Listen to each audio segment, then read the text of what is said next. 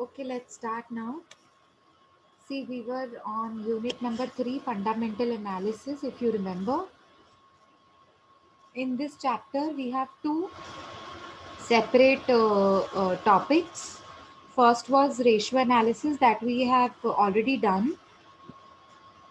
We have done good numbers and I think few sums मैंने आपको homework में दिए थे. एक आध sum दिया था क्या कोई homework में?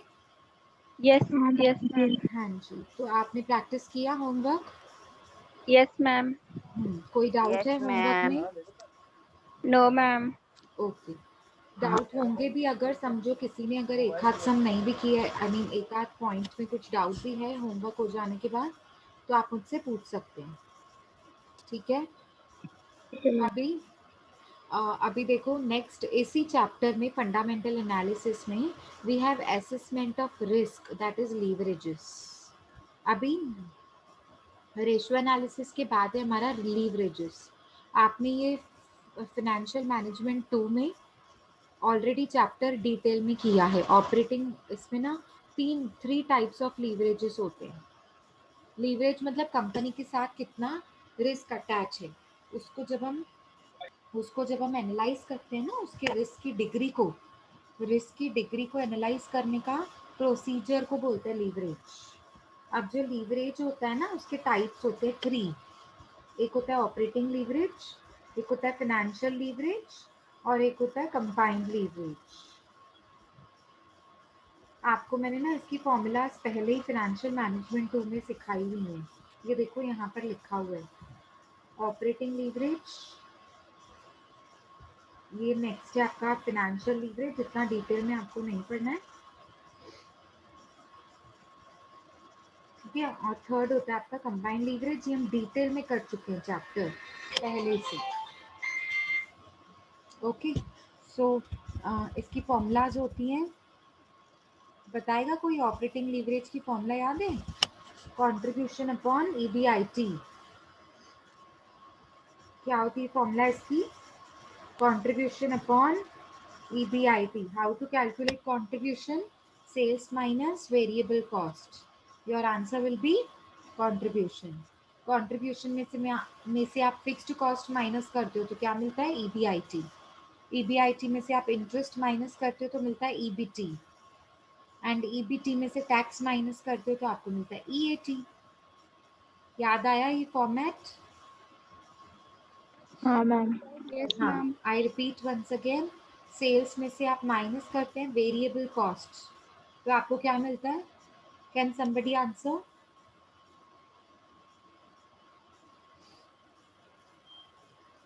सेल्स माइनस वेरिएबल कॉस्ट, तो आंसर क्या मिलता है आपको?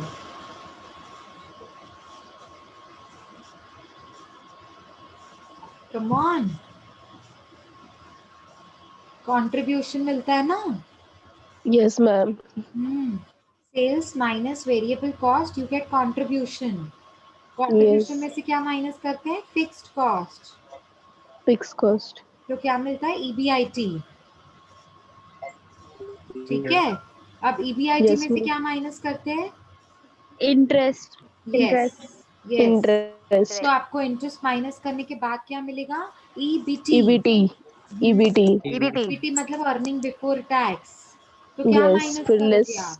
less Less tax. tax. Yeah. तो क्या मिलता तो है? EAT मिलता EAT. EAT. Earning after tax. EAT. Earnings after Earning tax. after tax. आया समझ में सबको format? Yes, ma'am. Yes, ma'am. आपके पास ऑपरेटिंग रेशियो की operating leverage, degree of operating leverage की फॉर्मूला होती है कंट्रीब्यूशन अपॉन ईबीआईटी. लिखो कहीं पे चाहिए तो. Degree of operating leverage is equals to DOL, मतलब डिग्री ऑफ ऑपरेटिंग लीवरेज. यहाँ पे लिखी हुई नहीं है ना फॉर्मूला, वही तो है. I am searching but I am not getting that. कोई बात नहीं, आप लिख दीजिए DOL is equals to contribution upon EBT DFL is equals to DFL, that is degree of financial leverage is equals to EBIT upon EBT. EBIT upon EBT। आपको चाहिए तो मैं लिख सकती हूँ आपके लिए। वेट,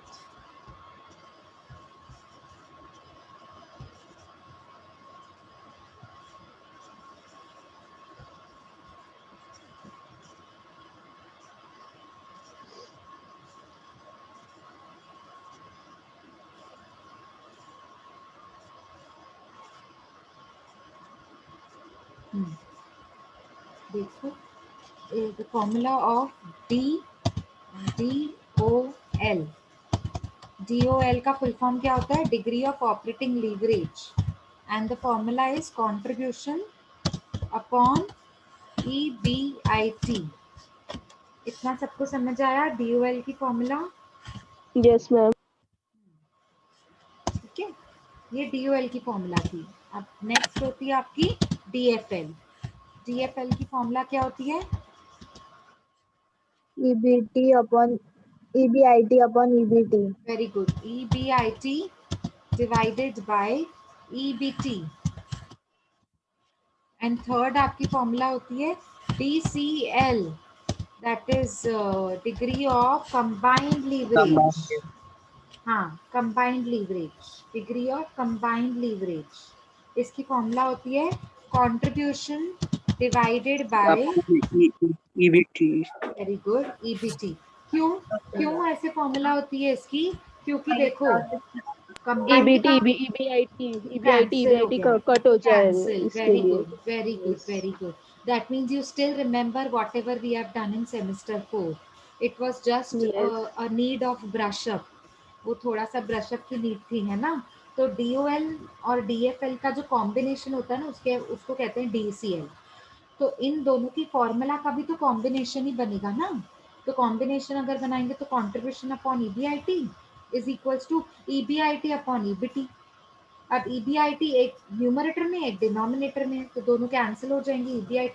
EBIT कट, तो बाकी क्या बचा? Contribution upon EBT।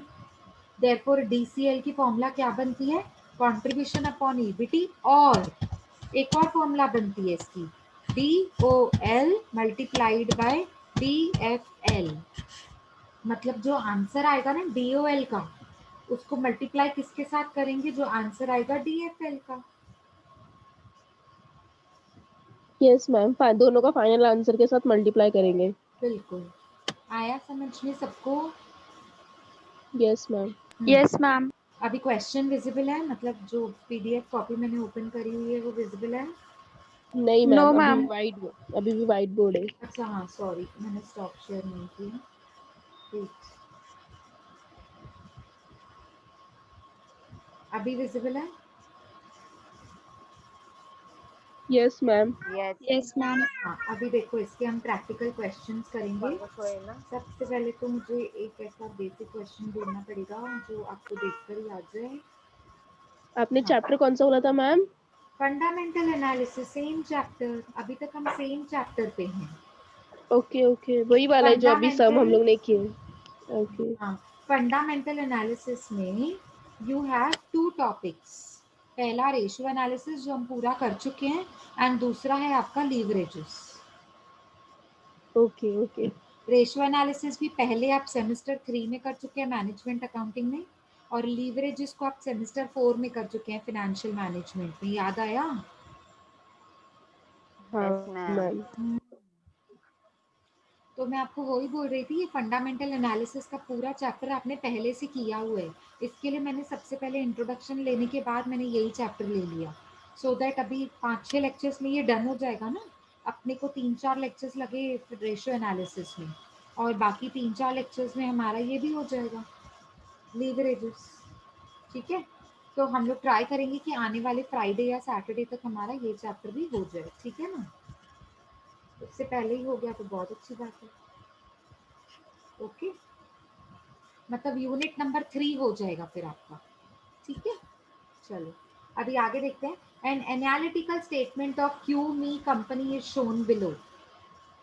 It is based on the output sales level of 60,000 units. Sales का क्वांटिटी दिया हुआ है 60,000 यूनिट्स। ठीक है, चलो नीचे ना सब कुछ इंफॉर्मेशन रेडीमेड अवेलेबल है, रेडीमेड सेल्स का अमाउंट भी दिया हुआ 960, उसमें से वेरिएबल कॉस्ट को उन्होंने माइनस कर दिया तो मिला कंट्रीब्यूशन, कंट्रीब्यूशन में से फिक्स्ड कॉस्ट को माइनस कर दिया तो मिला ईबीआईटी, फिर ईबीआईटी के बाद आपने इंटरेस्ट को माइनस कर दिया, देखो नेक्स्ट पेज पे इंटरेस्ट को माइनस कर दिया तो आपको मिलेगा earning before tax, earning before tax में से टैक्स माइनस कर दिया, मिलेगा आपको अर्निंग आफ्टर टैक्स मतलब ईएटी। पूरा फॉर्मेट आपको बना कर दी है, सिर्फ 3 रेशियोज निकालनी है, that is operating leverage, financial leverage, combined leverage, मतलब डिग्री निकालनी है। ठीक है ना, तो स्टार्ट करें। हाँ मैम। Yes, लिखो ma'am. सबसे पहला calculation of DOL, that is degree of operating leverage। बताओ इसकी फॉर्मूला कौन बताएगा, याद है? Contribution upon EBIT. Contribution upon EBIT, very good. Ma'am ये इलिस्ट्रेशन नंबर कौन सा है मैम? ये illustration number 2, okay illustration number 2 आपका पीडीएफ का पेज नंबर 40, पीडीएफ का पेज नंबर 40, टेक्स्ट बुक का पेज नंबर है 278, यहाँ पे ऊपर से दिख रहा है। Okay, illustration okay number ma'am. 2।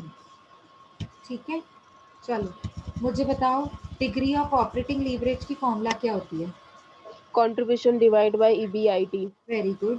तो अभी अभी आपने क्वेश्चन रीड किया, जब क्वेश्चन रीड किया तो यहाँ पर कंट्रीब्यूशन दिख रहा था क्वेश्चन के अंदर ही, yes ma'am, yes Yes, ma'am. कितना ma'am. है, कितना है? 4 lakh. Very good.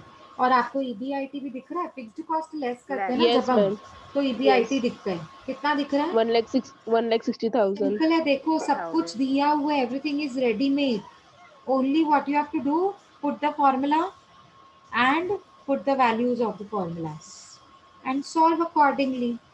4 lakh divided by 1,60,000.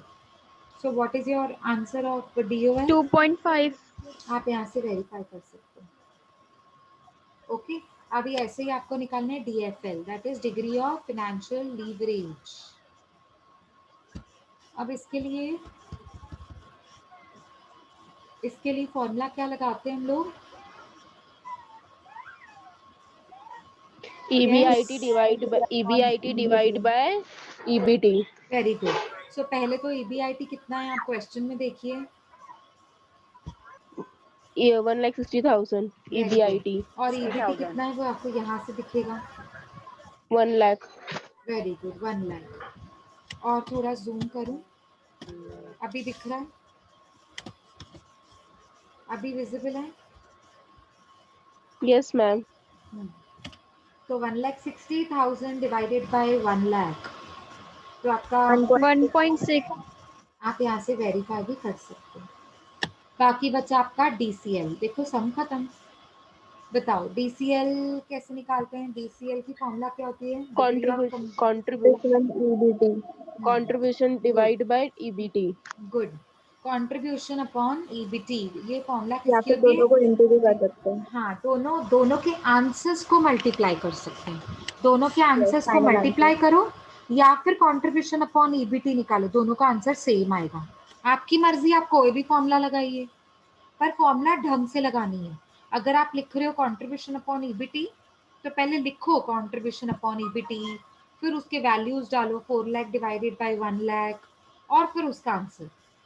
अगर आप फॉर्मूला सेकेंड वाली फॉर्मूला अप्लाई कर रहे हो तो पहले लिखना पड़ेगा degree of operating leverage multiplied by degree of financial leverage, फिर दोनों के वैल्यूज को आंसर में लेकर आइए, 2.5 इंटू 1.56, सॉरी यस मैम। 1.6, और फिर आपका आंसर सेम आएगा 4। देखो यहाँ 4 पे आ रहा है, दोनों 4 आ फॉर्मूलाज रहा है। लगाए हुए हैं, आपको दिख रहा है सॉल्यूशन दिख रहा है स्क्रीन पे। हाँ मैम।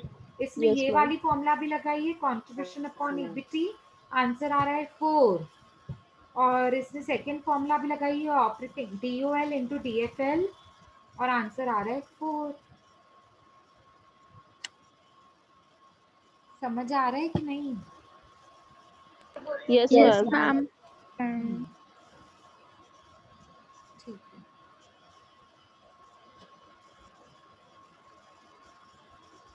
ये देखो यहाँ पे मैं हाईलाइट कर लूंगी ये वाला।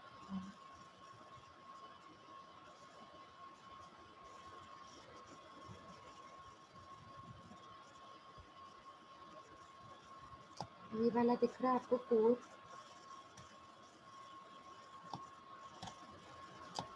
ये आपका final answer. Is it clear everyone? Yes, ma'am. और अगर ये 4 आपका राइट आया ना, इसका मतलब क्या है कि जो आपका 2.5 और 1.6 है ना वो भी राइट है, क्योंकि उसकी वजह से ही तो ये 4 आ रहा है। ठीक है, समझ आया आपको?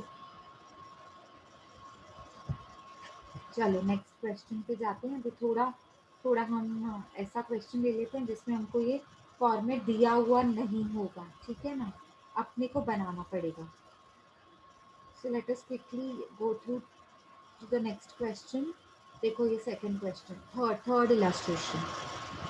कैलकुलेट द डिग्री ऑफ मतलब जो आपको रिस्क की डिग्री निकालनी होती है ना, calculate the degree of operating leverage, degree of financial leverage and degree of combined leverage from the following data। तीनों निकालने हैं। Sales 1 lakh units at the rate 2 per unit, मतलब रुपीज होगा 2 lakhs। हाँ समझने वाली बात है, 1 लाख को इंटू करेंगे 2 पर यूनिट से तो अमाउंट कितना हो जाएगा सेल्स का 2 lakhs। 2 lakhs। हाँ, वेरिएबल कॉस्ट पर यूनिट है आपकी 0.70, तो पर यूनिट अगर दिया हुआ है तो नंबर ऑफ यूनिट्स भी तो चाहिए ना, तो दिए तो हुए, ये क्या है 1 लाख यूनिट्स। 1 lakh units. हाँ आप बोलोगे मैम ये तो सेल्स के 1 लाख यूनिट्स हैं, तो सेल तो हम तब करते हैं ना जब बनाते हैं प्रोडक्ट्स को, मैन्युफैक्चरिंग भी तो यही होगी। फिर आप प्रोडक्ट्स को बेचते कब हो, जब आप या तो पहले खरीदते हो या तो उसे बनाते हो प्रोडक्ट को, तो या तो ये परचेज के भी यही यूनिट्स होंगे 1 लाख, या तो मैन्युफैक्चरिंग के भी यही होंगे 1 लाख यूनिट्स। आया समझ में? तो वेरिएबल कॉस्ट को हम मल्टीप्लाई करते हैं यूनिट्स ऑफ प्रोडक्शन के साथ। तो अगर बेचा 1 लाख है तो बनाया भी तो 1 लाख होगा, पहले बनाया होगा तब तो बेचोगे आप। तो 1 लाख यूनिट्स ही आपको अज्यूम करना है कॉस्ट ऑफ प्रोडक्शन, मतलब units of production. So units of production 1 lakh into variable cost का पर यूनिट कितना है 0.70, मल्टीप्लाई करोगे तो आपको 70,000 वेरिएबल कॉस्ट मिल जाएगी। फिक्स्ड कॉस्ट मिली हुई है 1 लाख और इंटरेस्ट चार्जेस भी दिए हुए हैं। ईबीआईटी के बाद क्या माइनस करते हो आप? ईबीआईटी के बाद टैक्स। Less नो, interest. हाँ interest Less interest interest. EBIT, very good. Okay EBIT के तभी तो इंटरेस्ट कहती हूँ फ्री। पहले सुनो अच्छे से। ईबीआईटी, ईबीआईटी में से हम इंटरेस्ट माइनस जो करते हैं ना वो दिया हुआ है, ये देखो 3,668 दिया हुआ है।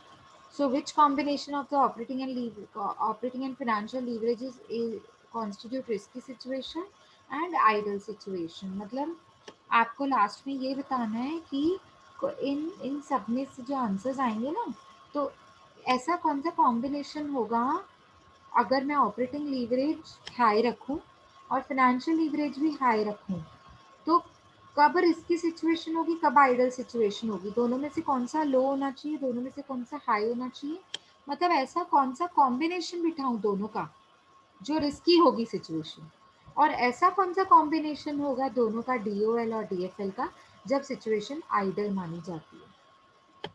ठीक है ना, वो तो हमको थ्योरेटिकल आंसर देना है, वो मैं आपको बताऊंगी, बहुत सिंपल आंसर है, लॉजिक है उसमें, तो वो तो मैं आपको बता दूंगी। लेकिन सबसे पहले हमको निकालना है DOL DFL and DCL.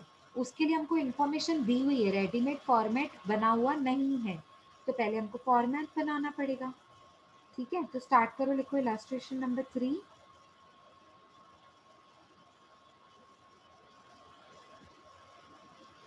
Illustration number 3,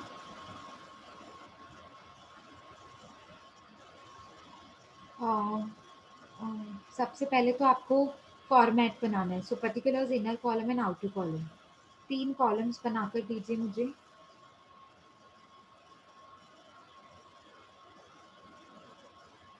बना लिए? ऊपर से आपको चाहिए तो लिख सकते हो इनकम स्टेटमेंट। ये हम जो बनाते हैं ना इसे कहते हैं इनकम स्टेटमेंट। क्या बोलते हैं?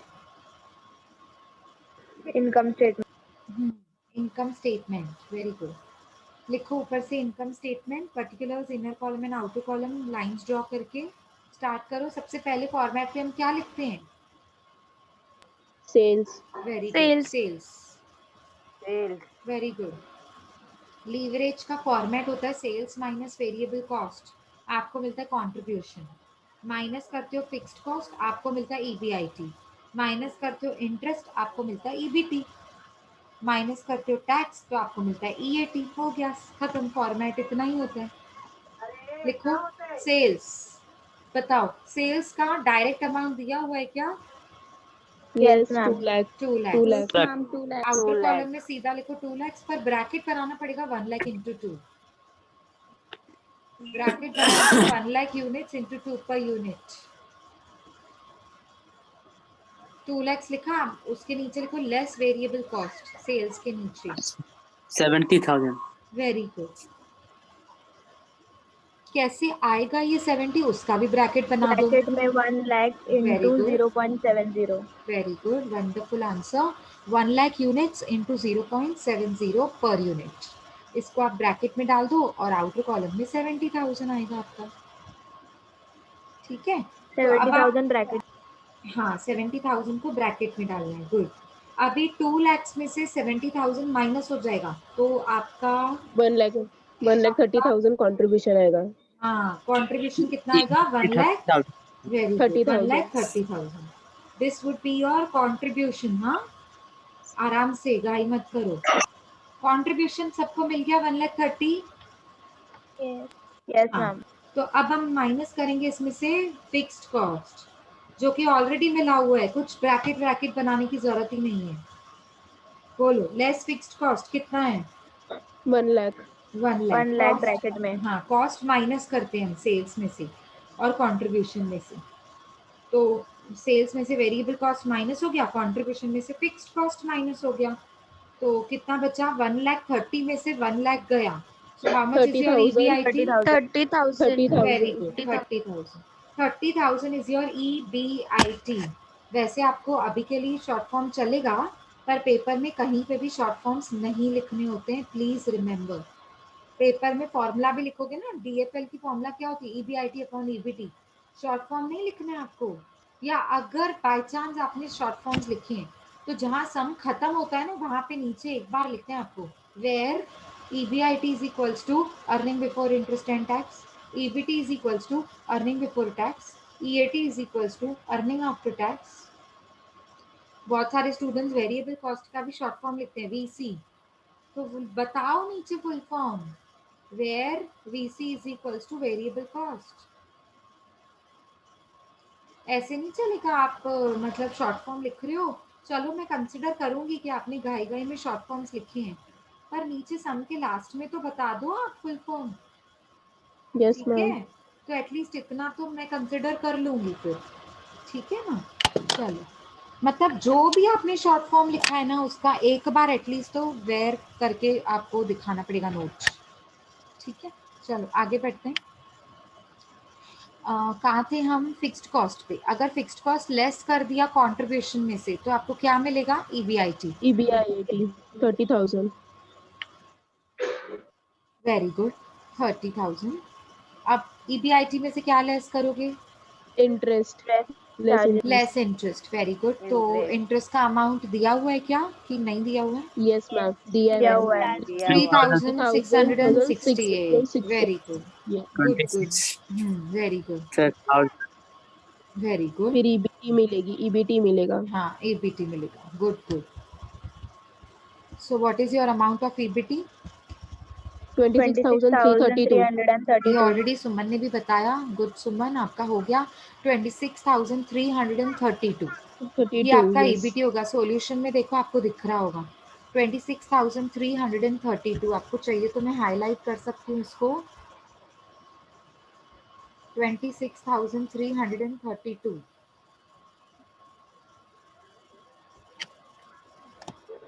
ये दिख रहा है आपको? हाईलाइट किया है मैंने, एक मैम. बार देख लीजिए। ठीक है, अब ये 26,332 आपको मिल गया। अब आप बोलोगे मैम टैक्स भी तो लेस करनी है, पर क्वेश्चन में ही नहीं है ना टैक्स है नहीं, टैक्स। है नहीं। हाँ, है इसके ही लिए नहीं नहीं ना, वही करेंगे। तो। हाँ, टैक्स नहीं है मेरे पास। ठीक है, अब टैक्स नहीं है तो हम क्या कर सकते हैं? छोड़ देने का उधर। हाँ, उधर ही हमको छोड़ना पड़ेगा। मतलब टैक्स नहीं है तो यही मेरा ईबीटी है, यही मेरा ईएटी है। Yes.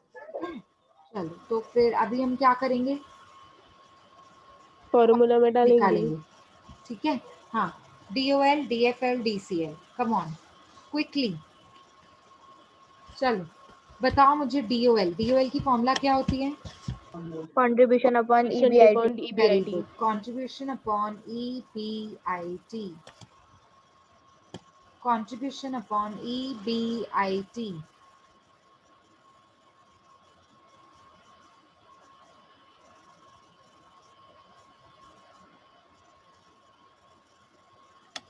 Yes, so what is the formula? Sorry, what is the contribution का amount? 1,30,000. और what is 1,30,000. EBIT? 30,000. 1,30,000 divided by 30,000. So मैंने highlight किया हुआ ये देखो, 4.33. आंसर इज आंसर आएगा 4.33. आपका 4.3। 4.33. 33. 33 बोलते हैं, 33 नहीं, पॉइंट के बाद है ना 4.33 ऐसा बोलते हैं। ठीक है, चलो आगे बढ़ते हैं अभी हम। Yes. हाँ, अभी आगे बढ़ते हुए डिग्री ऑफ फाइनेंशियल लीवरेज निकालेंगे। डिग्री ऑफ फाइनेंशियल लीवरेज की फॉर्मूला कोई बताएगा? EBIT upon EBIT upon EBIT, EBT. EBT. Good good good, EBIT upon EBT पे यहाँ पे फुल फॉर्म नहीं लिख रहे हो चलेगा, बट अगर रिटन एग्जाम होगा तो आपको फुल फॉर्म्स लिखने पड़ेंगे। ठीक है, चलो EBIT अपॉन EBT। अब आप मुझे बताइए EBIT कितना है 30,000. एंड EBT कितना निकाला था? 30,000. 26,332. Very good, 26,332। सो दोनों को डिवाइड करके आपका आंसर कितना आ रहा है? 1.14. 1.14। 1.1. पीछे 9 है मैम, तो उसको एक हाँ और बढ़ा दिया तो 4. हाँ, 1.14 करेक्ट आंसर। यस मैं मैम. हाईलाइट करती जा रही हूँ बुक में। 1.14, वेरी गुड दिव्या। चलो आगे बढ़ो, अभी आगे बढ़ेंगे, मैम बैकग्राउंड आवाज आ रहा है. कैलकुलेट करेंगे। बैकग्राउंड आवाज आ रहा है, वैशाली बेटा म्यूट कर दो, सारे म्यूट कर दो, आंसर देकर म्यूट कर दीजिए। ठीक है ना। Contribution sorry, degree of combined leverage, so इसकी फॉर्मूला क्या होती है? Contribution divide by EBT. Very good, contribution upon EBT, don't forget it is EBT, it is not EBIT, नहीं तो वो OL हो जाएगा, मतलब डिग्री ऑफ ऑपरेटिंग लीवरेज हो जाएगा। अच्छा, तो इसका आंसर क्या हो जाएगा? मतलब दोनों के अमाउंट्स को 1,30,000 डिवाइडेड बाय 26,332। 4.94. ठीक है, 4.94 इज करेक्ट। 4.94।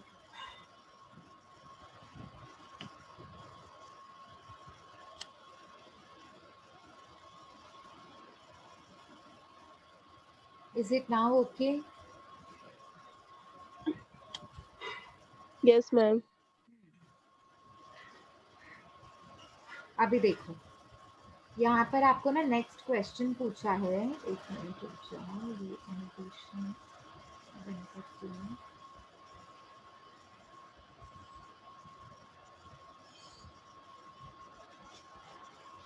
अब है ना, उसने आपको एक और क्वेश्चन पूछा है कि आप बताओ कौन सा कॉम्बिनेशन है जिसको जिसको हम कह सकते हैं कि रिस्की है दोनों के कॉम्बिनेशन में, और कौन सी ऐसी सिचुएशन होगी जब दोनों आइडल होंगे। बहुत सिंपल है ये तो।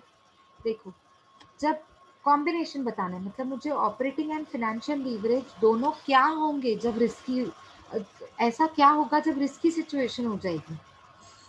So when operating leverage and financial leverage both will be high, तो रिस्की सिचुएशन हो जाएगी। डिग्री ऑफ ऑपरेटिंग लीवरेज मतलब रिस्क अगर दोनों में ज्यादा होगा डिग्री, तो रिस्की सिचुएशन हो जाएगी। और अगर दोनों में लो होगा, लो, तो उसे कहते हैं आइडल सिचुएशन। ठीक है, और नॉर्मल सिचुएशन क्या होती है? आइडल मतलब बेस्ट सिचुएशन, रिस्की मतलब बहुत वर्स्ट सिचुएशन, और दोनों के बीच में जो होती है ना उसे कहते हैं नॉर्मल सिचुएशन। वो पूछा नहीं है, मैं आपको बता देती हूँ। नॉर्मल सिचुएशन क्या होती है? दोनों में से कोई एक हाई है और एक लो है। क्लियर है?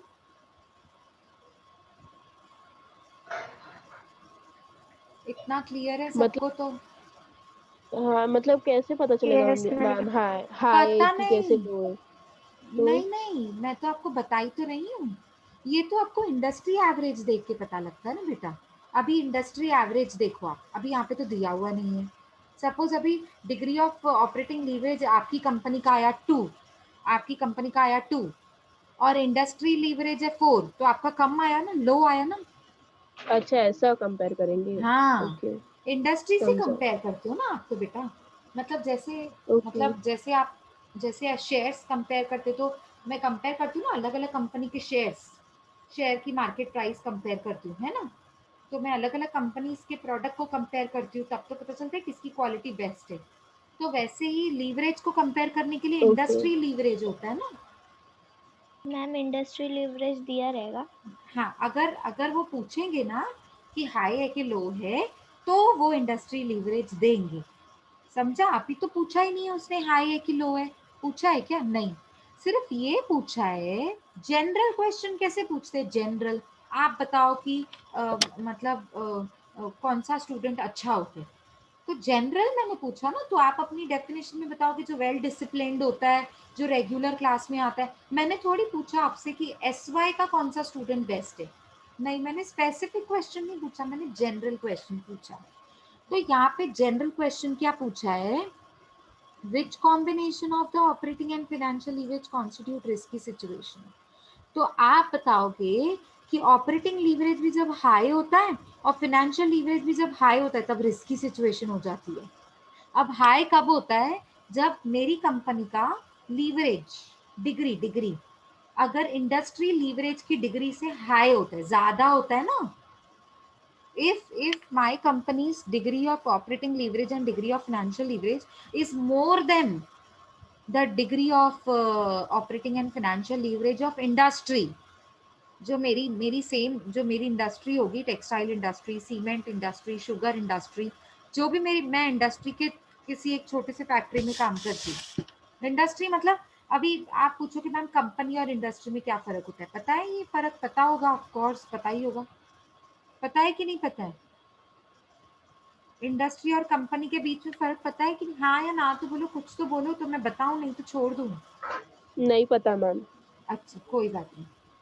देखो, सबसे पहले तो ना आपको कंपनी और इंडस्ट्री के बीच में फर्क पता होना चाहिए। कंपनी मतलब मेरी रिलायंस कंपनी, किसी की टाटा कंपनी, किसी की कोई कंपनी, किसी कंपनी का नाम ये, किसी कंपनी का नाम ये। अब आप एक शू खरीदने जाते हो, तो शू खरीदने की अलग अलग कंपनीज हो सकती है ना। अब आप बैग खरीदने जाते हो, बैगेट है, उसमें मैंगो कंपनी का बैग मिलेगा आपको, या अलग अलग ब्रांड के बैग्स मिलते हैं ना आपको। समझ आ रहा है मैं क्या बोल रही हूँ? Yes yes ma'am. हाँ, अलग ब्रांडेड अलग ब्रांड्स हो ब्रांडेड। सकती है, अलग अलग कंपनीज हो सकती है, ठीक है। लेकिन अगर मैं बोलूं इंडिया में टोटल कंपनीज कितनी है बैग्स की, तो आप बोलोगे 25 कंपनीज है बैग्स बनाने की। जो शोल्डर बैग्स, कैरी बैग्स जो बनाते हैं ना, ओके, वो उसकी सब सारी कंपनीज कितनी है? 25 इंडिया में। तो इंडिया में सारी कंपनीज को, बैग्स की कंपनीज को मिलाकर बोलेंगे ना हम इंडस्ट्री, बैग की इंडस्ट्री। समझा मैम, जूट समझा ma'am. Industry, sugar industry, yes, industry के अंदर होती है कंपनीज। नहीं ओके समझा? मैम, समझा मैम, समझा मैम। हाँ, तो अब शुगर इंडस्ट्री का एग्जांपल ले लो। शुगर इंडस्ट्री का डिग्री ऑफ ऑपरेटिंग लीवरेज है 2 और आपकी कंपनी का आ रहा है डिग्री ऑफ ऑपरेटिंग लीवरेज 3, तो हाई हो गया ना आपका। तो यस मैम, रिस्की अच्छा, सिचुएशन। हाँ, अगर नहीं, रिस्की तो तब होगा जब दोनों हाई होंगे। जब डिग्री ऑफ अच्छा, ऑपरेटिंग एंड फाइनेंशियल लीवरेज दोनों हाई मतलब रिस्की, दोनों लो ओके मतलब आइडल सिचुएशन, और दोनों में ओके, से कोई एक हाई एक लो मतलब normal situation, normal normal. Situation. हाँ, यस अभी क्लियर हुआ? Yes ma'am. अभी लिखेंगे इसको, स्टेटमेंट में लिखेंगे।